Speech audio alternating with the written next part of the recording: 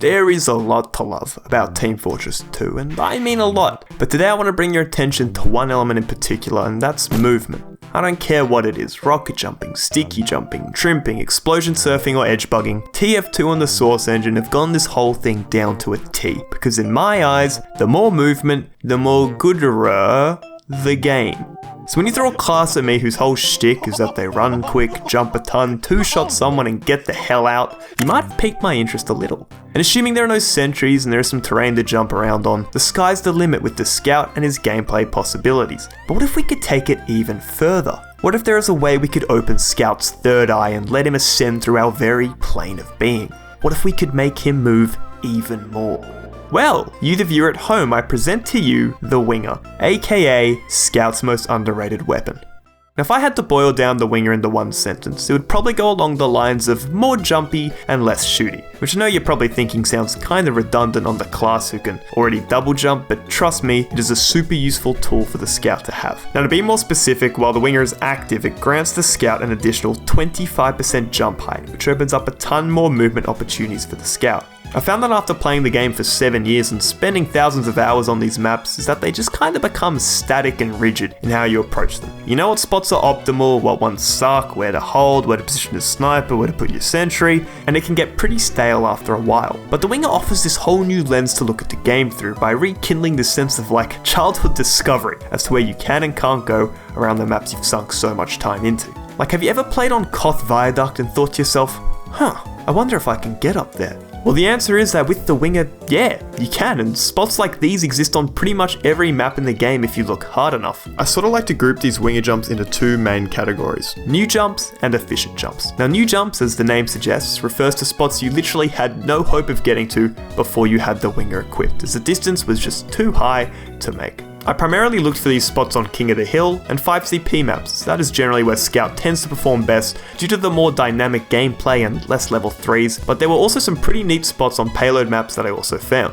Now the other category refers to efficient jumps, which are ones that aren't necessarily impossible to make without the Winger, but are made much easier to perform or much faster with the additional jump height offered. Now whilst I could sit here and list some examples off to you all day, I've found that jumps like these are actually best found while exploring the map for yourself. So they're often relatively minor in the upside they provide, and you tend to remember them better if you found them yourself. You'll often find that you're just able to jump over a staircase here or go over a rock you couldn't previously do to speed up your rollout or confuse some enemies who are chasing you down with a new complex escape route. If I had to give you a couple though, I'd start here on Process, where you can jump from this health pack immediately up onto the top of mid, rather than wasting time going around and jumping from this container onto the roof part. Similarly, on Sunshine, you can gain control of the high ground on the top of mid way quicker by doing this simple double jump rather than going up each individual roof thing on this building, which wastes a bunch of time. But again, equip the Winger yourself and be on the lookout for spots like these because they can often surprise your enemies and speed up the rhythm of your gameplay. Now, I would like to also mention that it's not only casual players such as myself who see the potential in this weapon, but competitive players too, including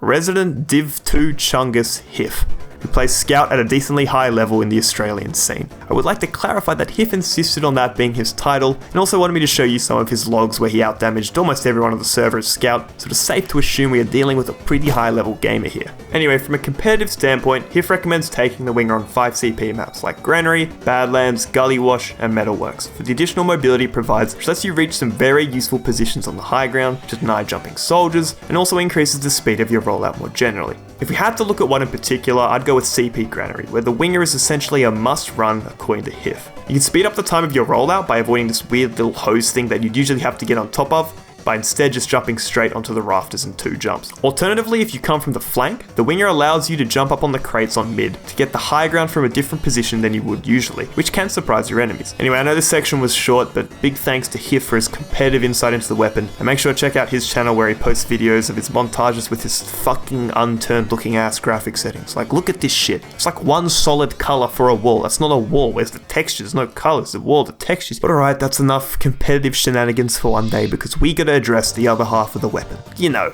less shooty. By equipping the winger, you have donated 60% of your clip to the enemy team, leaving you with a pretty underwhelming 5 bullets in your clip. Now to slightly compensate for this, the winger comes with an additional 15% damage buff, which means your shots do pack a bit more of a punch, but overall, it is considerably weaker than the stock pistol as a finishing tool. Now to be honest with you, there really isn't that much more to talk about the downside, because I don't think it really matters that much at all. Because how many times have you actually died as scout and casual and thought to yourself, damn, if only I'd hit those last few pistol shots right at the end there, and I could have got the kill. No, 99% of the time you'll be thinking to yourself, how the fuck did I manage to miss 5 meat shots at point blank on a heavy who couldn't even see me? Now don't get me wrong, there will be times where having less bullets in your clip may directly result in your death, as you aren't able to finish someone off in time, which can be frustrating. But I assure you that this is more than made up for by the new pathways and assassination opportunities that the winger enables. Ideally, you'll be adopting a much more flank-oriented playstyle, where you can pick off isolated targets with a few clean meat shots from behind and then reposition yourself somewhere secretive to repeat the process. At no point in this scenario should you really even have a need to swap to your secondary as a finisher, as if you are picking your fights correctly and being aware of your surroundings and you don't utterly choke your shots, then that downside on the winger isn't really looking like much of one at all. And to be honest, when you are forced into a scenario where you do need to use the winger, it's not as though it's impossible to finish someone off with it. You just need to be as precise as possible due to the more downtime you'll experience while reloading more frequently. So if I had to summarize, this downside isn't really much of one at all, as 9 times out of 10 I would argue it is your scattergun aim which is letting you down in these scenarios rather than not being able to laser someone with your pistol. The only circumstance I wouldn't take the winger is on a map where the extra mobility isn't really needed, and those extra pistol shots would provide you with more utility. But to be honest, I can't really think of too many examples besides something like CP Junction or some other attack-defend map where this is the case. So there you have it, that's the winger. It's a great side grade to consider using, as it gives you so many more possibilities in the ways you can approach a map. So if you think your scattergun aim is up to scratch, and you prefer a more sneaky and sort of assassin playstyle, I'd definitely recommend giving it a go. Before I end the video, I gotta give a few shoutouts. Number 1, Bapray, who has continued to make some amazing art with my chunkified soldier, and as well as this beauty.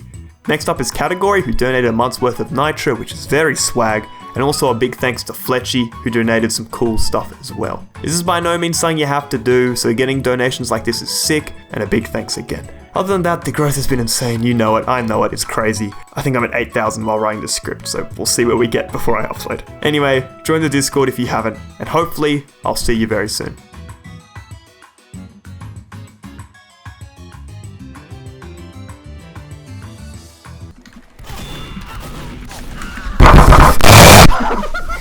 Holy shit. That's the boss.